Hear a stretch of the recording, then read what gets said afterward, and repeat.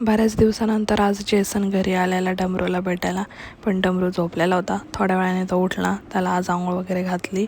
रोजच घालतो, फक्त आज शूट घेतला आहे. इकडे उमेश पण 12 वाजता कामाला निघलेला आज, त्याची 12ची ड्युटी होती. कामावर पोचला, मस्त त्यांनी एस टी चालवलेली. म्हणजे त्यांचं कामच आहे का इकडची गाडी तिकडं लावायचं, काय काय त्यांचे कामं चालू असतात. ते मला काय एवढं माहीत नाही. कधी त्यांनी साऊंड दिला तर तो सांगेल त्यांचे काय काय कामं असतात. पण मला तर एवढंच माहिती आहे का गाडी घ्यायची, लावायची, काम करायचं, रिपेअर करायची, बस. त्याच्यापुढं मला काय माहीत नाही. त्यानंतर इकडे माझ्या भावाने कॉफी घेऊन आलेला, पण मला ती कॉफी काय आवडलेली नाही. म्हणून मग मी त्याला घेऊन परत दुकानात गेलेले दूध आणायला. दूध आणली, कॉफी आणली, साखर घेतली.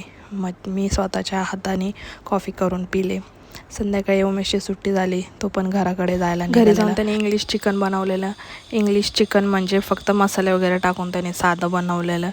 इकडे डमरूला आज जरा ताप आलेला, तर सगळे टेन्शनमध्येच होते. तो काही झोपतच नव्हता. बराच वेळ त्याला झोपवण्याचा प्रयत्न केला, पण तो काही झोपेनाच.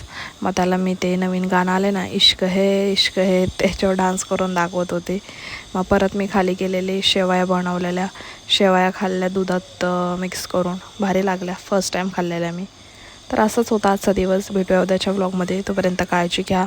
Bye bye.